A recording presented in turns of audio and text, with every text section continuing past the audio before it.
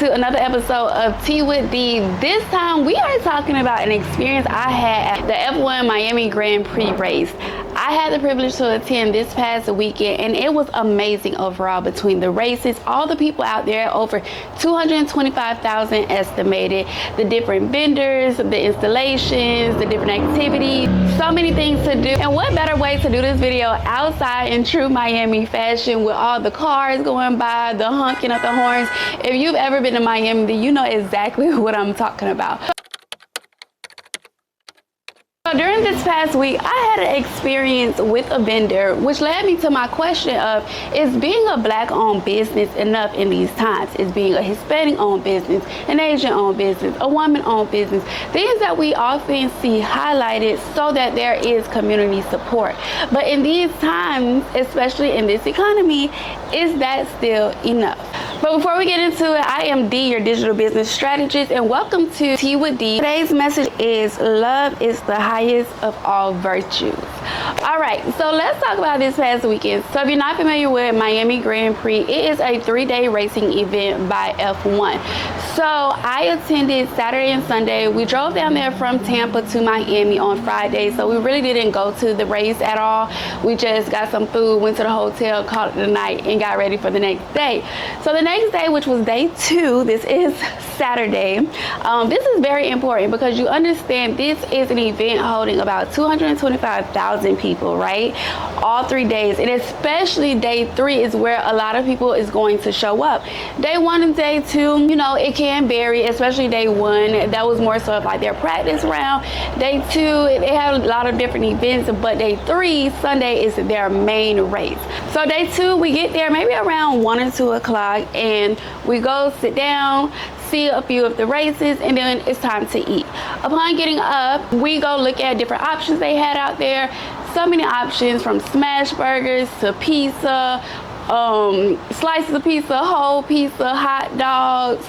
And then we stopped on this one particular spot that had chicken, shrimp, and I'm not going to name the place at all that I had these experiences with, because it's not necessarily about them individually, but just as business owners overall, how we can do better, and also have an understanding of what went wrong with them in my experience, and how you can take that, as well as myself, and basically better our businesses and better ourselves as entrepreneurs as well. So throughout the entire venue, there were a lot of different food places, but we were in this one particular section where maybe they had about 4, 5, 6 different vendors, and we landed on one. The moment that we walked up, we see a menu there, but it was, oh, we don't have this, we don't have this, we don't have this, the only thing we have is this, the only thing we have is this. Mind you, this is day 2 of the event. The main event on day 2 hadn't even came up yet. It's about to come up. So we're not even at the end of the event. We're probably like more so in the middle, and you already have no food. And it was met by a lot of apologies, rightfully so. But when I step up to your business and you greet me with, we don't have this, we don't have this, we don't have this, I'm automatically turned off, because now I'm like, I don't want anything. Have you ever felt like that? Like you gone to a place, and the moment they start listing off what they don't have, you just like, well, forget it. That's exactly how I felt in that moment. But again, it was like, I want to support these people. So I ended up settling on what they did have. However, compared to the price, what I know these type of restaurants normally serve, and what I was given, it was like, this isn't adding up, but okay. Now, it was 3 of us that attended this event. So on top of them greeting us with all the things they don't have, us settling for what they did have, when we first walked up, we did see that they didn't have a line. Maybe that was why, because they didn't have anything, much of anything. That was another reason why we went to them, because it was like, oh, there's no one down here. Let's go down here where everyone else had a longer line. So when it was time for them to give us our food, again, it's 3 of us. They complete 2 orders, forget 1, and then it was like, oh crap. Now, You may think, okay, maybe she's just complaining, but no, here's the issue, especially as a business owner. This is an event holding about 225,000 people. You are on day 2 and you no longer have food. Do you not see the issue in there? Where was there any preparation beforehand? Was there any research? And let's say this is their first time at the event. Again, this isn't to bash the company whatsoever, but something that we can all take away from it. As business owners, we have to understand, we have to do the research. We have to come prepared. This is an event that is exposing you to 225,000 potential customers. And this isn't just a one-time thing. Like, yes, this is my introduction to you, but let's say I'm visiting Miami again. Let's say I live in Miami, and now you put a bad taste in my mouth, and now I don't care who you are. When I leave out of this event, I don't care who you are at this point, because you've left a bad taste in my mouth, and now you've lost a customer. You lost a potential customer. So when the third person finally did get their food, they gave them extra. And it was just like, okay, like, you're making up for it. But again, it still left a bad experience, to a point where when it came to day 3, I originally wanted them again because of the wings that they didn't have. And I saw someone on day 2 earlier walking around with it. But again, that experience walking up, now they have a line. This first time we went to you all did not have a line. And the reason pointing out things like how long it took mattered, them forgetting orders matters, because there were about 5 or 6 different employees with this particular vendor, yet there was only one person who knew what was going on. She was the only person who knew what was out of stock, what they did have. She was the person taking the order. She was the person going back and cooking the food. Yet you have 4 additional people in the back with the grills, but none of them are attending to the orders. You have another person that's at the front, but she's not aware of what you all currently have and currently don't have. That entire experience showed me there was a lack of preparation, a lack of process, a lack of systems, a lack of communication. So why, as a consumer, would I want to continue to do business with you if my first introduction to you is this? So some of the things that should have been done to prepare ahead of time is, one, even if this was their first event at Formula One, you can buy statistics that basically shows you, okay, how many people have attended this type of event before. So you can see the behavior patterns of these people. Okay, what time around the event do they normally eat? When is the rush hour? These are things you have to think about so that you are prepared in advance. On top of that, what about setting up a schedule to replenish items? Yes, you're out, but when you're out of so many things, and especially your main thing on the menu, this is a race, right? There are certain things on their menu that could have been left out. It's hot in Miami, it's sunny. It was also the last day that it was raining. Some items on that menu are more restaurant, sit down, eat. When you're at an event such as this in a stadium, a lot of walking around, I, as a consumer, don't want to have to carry a gigantic plate walking around. It's quick things like you have people with the hot dogs, the burgers, wings. Those are the things that people are going to naturally gravitate to because it's quick, it's easy to travel with, it's easy to go back into the stands with and eat. You have one place, which I'm going to get into that place as well, who had a bucket for their chicken tenders and fries. Things such as that you have to think about. What does the target audience there eat? What do they want? What are their needs? And how can I be a solution to what they need? Not just basing this experience off what is my norm. Yes, I have a restaurant, and yes, people come in and these are the things they order, but how can I switch it up? For instance, I went to an event before and it was labeled as like a barbecue place, but they were only selling one thing, a brisket sandwich, something that was quick, you could cook over and over again, and you don't have to have a whole lot of ingredients. So you're not going to quickly sell out. And that was another thing. Their menu was a bit lengthy for this type of event. Not saying that others weren't, but looking at the items that they have, you do have to consider how many ingredients does it take for you to be able to fulfill all of these orders, to fulfill all of these products that you're offering. These are some things that you have to consider. Are you prepared? In addition to that, as things are going out of stock during the day, do you have a process to replenish your product? That's something else to think about. And this is not something that was just my experience. Be it there were 2 other people with me, and as I mentioned earlier, their line was empty compared to all the other vendors. So this is money that you're losing out on throughout the event because you don't have anything. Now let's talk about day 3. This is a completely different business, a completely different vendor that we went to, and it was still an issue with the process, the system, or lack thereof. So this time we go there a little earlier. It's time to eat. We want to eat before the main race. Day 3, the schedule is all out of whack for the race. If you went there or if you saw, it was expected to rain in Miami, so they canceled a lot of the events that were expected and they pushed up the main event. So the event was expected to end maybe around 1. So now people are getting there earlier. Rush hour for food is earlier. We go in, we explore some of the installations that they have throughout the event, which were so amazing and so interactive as well. I definitely enjoyed it. But it was time to eat again. Because we are going to our seats, we're just going to food places that are near our seats. So these are the same about 5-6 restaurants. But again, because the first place left a bad taste in our mouth the day before, we're looking at it and we're like, okay, this was y'all process when y'all didn't have a line. Obviously y'all have a line today. That means you all are stocked. It's earlier, you have food. But just from the experience of the day before, let's try something else.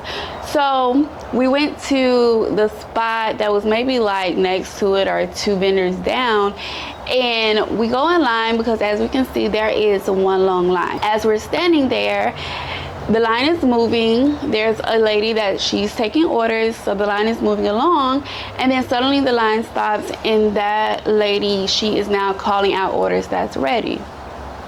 Understandable. It looks good so far. Then the people that's in front of us are standing there for a while, so they're like, okay, what's going on? Like, is this the place you take orders?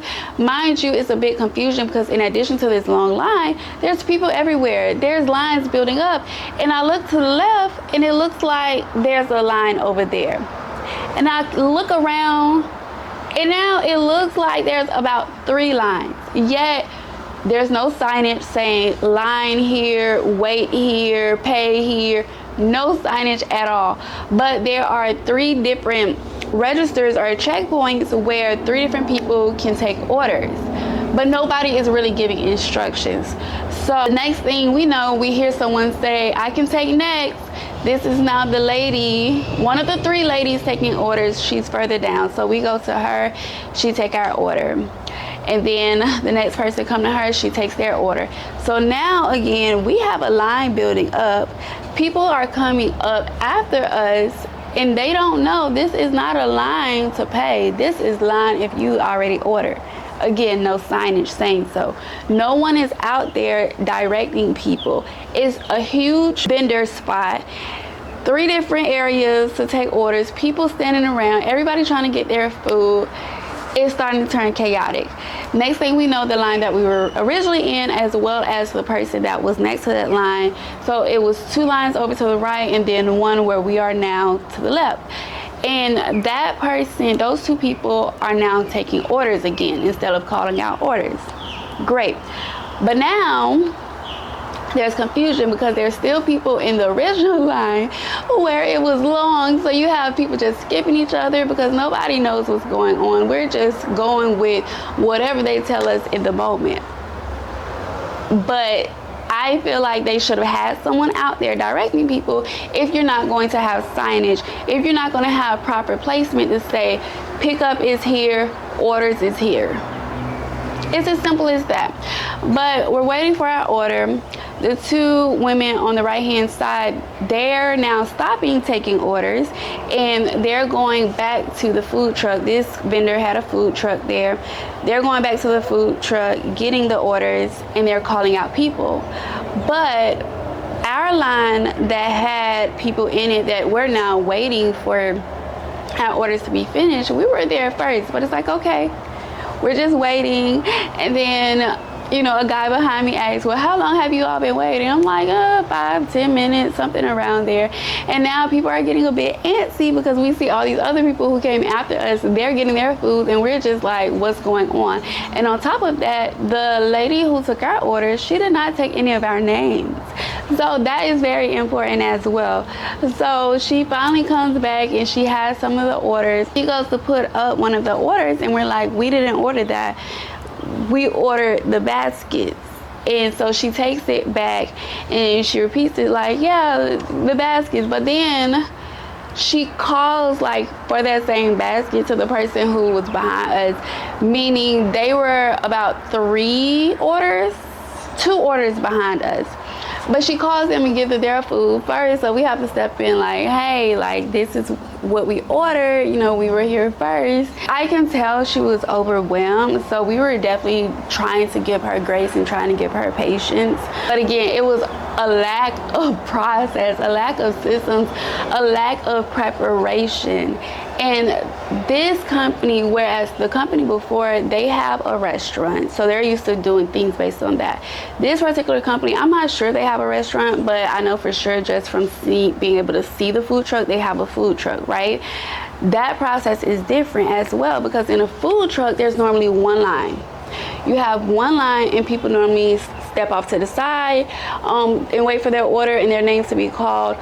Or if you're quick about it, then you give them their order as they're standing up there, right?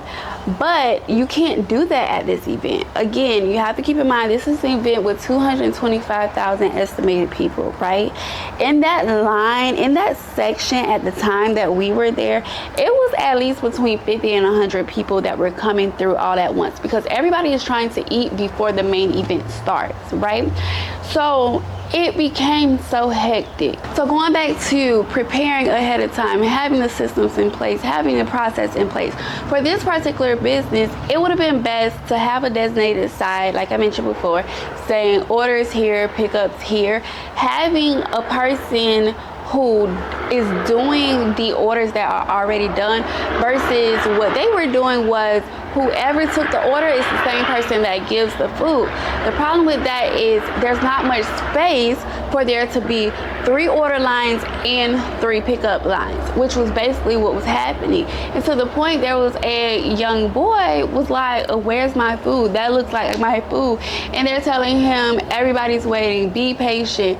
But I think it would have been less chaotic, again, if you had proper placement for people to be, so that they can also wait in order. Even with the young lady who took our order, she asked us to stand to the side if we had already placed our order. But there was, you know, there are going to be people who just don't follow instructions well, right? So the person who was supposed to be behind us, instead of getting behind us, which she instructed her to do, she just stood on the side of us. So it just was chaotic. And that was a simple fix. Again, signage, someone out there helping direct people, something. You can just imagine what type of headache that is going to be as far as keeping track of all the orders that they received those days, if that was their entire process. Again, I only went to them one day, the other place one day. If we had to stay there for another day, I wouldn't have been back to either one of those places. Matter of fact, I might have ate outside of the venue altogether. The crazy part about this, if you have listened, I never mentioned how the food tastes, because the food from the first place, it was good. It was actually good. The food from the second place, It was okay. It was okay, but it wasn't terrible. But I didn't mention the food because the experience itself put such a bad taste in my mouth that the food doesn't even matter. And that's the thing that you have to consider. You can be as great of a business owner as you want to. You can have the best service, the best product. But if your customer's experience isn't on point, you will lose people faster than you can gain them. And we see this time after time, especially if you're on TikTok, where you have places that are booming with business. Think about the Keith Lee effect. Places where Keith Lee have come in, he's blessed their business. He has brought customers in, new customers, traveling all over the world just to go to these people establishments. But the moment that one person, a few people say, oh, they had a bad experience there, it's over with. It doesn't even matter if your intent was good. It doesn't matter. The moment that your reputation turns sour from a bad review, a bad experience, it is easier for your business to lose everything that it gained than the time it took you to get to that point to begin with. So that's why I posed the question, is being a fill-in-the-blank business enough? Because in that moment, I didn't care what color those people were. I didn't care what their sex were. I didn't care how long they've been in business. I didn't care where they were from. I did not care about anything because my experience in that moment overshadowed everything. And this is a tricky conversation, I know, because especially for the Black community, we're often held to a different standard than some of our business partners. But this isn't a conversation for that. This is a conversation about holding all business owners accountable. Because when we get sucky experiences, you're losing customers, and not only that, you're losing potential customers as well. Because now, instead of sharing my experience of how great F1 was and how great and amazing food that I had, and now my experience is like, F1 was great, but when it came to those vendors, no. And the thing is, we were also trying to find places to eat afterwards, right? So that could have been potential customers from me saying, you know what, this place was so good and I had such a great time here. Let's go ahead and go to their actual establishment. We can always go back to the conversation of Chick-fil-A, right? They sell chicken, fries, that's pretty much it, right? And different variations of that. But the thing that people highlight most when it comes to Chick-fil-A is the experience, how they feel when going there, how they're made to feel when they're leaving. The experience overshadows the food, regardless if the food is good or bad. Even if the food is bad, because you know they have made some changes over the past few years, people are going to be pulled in by the customer experience. Like, okay, I can do a quick run here just because I need something to eat, but I'm made to feel welcome when I get there. I'm made to feel valued while I'm taking my order, and I'm made to feel appreciated upon leaving. Why wouldn't I want to come back? And also, I'm not met with, well, we don't have this and we don't have that. And it's not to compare a small business to a big franchise like Chick-fil-A. That's not the point whatsoever, because I do understand that as small businesses, we don't have the same means as these corporations do. But we have to work with what we have. In customer experience, baby, that's free. How you treat people, how you approach people, the interaction that you give them, that is all free, no cost whatsoever. So there is no excuse. So is being a fill-in-the-blank business enough? Let me know in the comments. If you enjoyed this episode of Tea with D, let me know in the comments, and be sure to like and subscribe. I'll see you here next Wednesday, 10 a.m. Eastern Time. Until then.